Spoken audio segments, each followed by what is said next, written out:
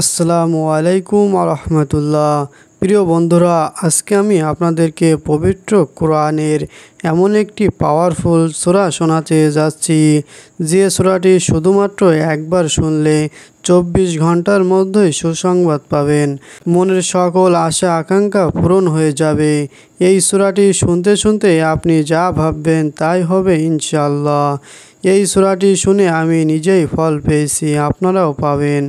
মনের মধ্যে যে উদ্দেশ্য নিয়ে এই সূরাটি শুনবেন, খুব দ্রুত আপনার সেই উদ্দেশ্য পূরণ হয়ে যাবে।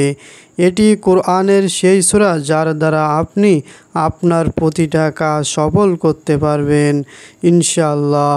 তবে সত্য হলো, এই সূরাটি আপনাদেরকে মনোযোগ দিয়ে প্রথম থেকে শেষ পর্যন্ত শুনতে হবে।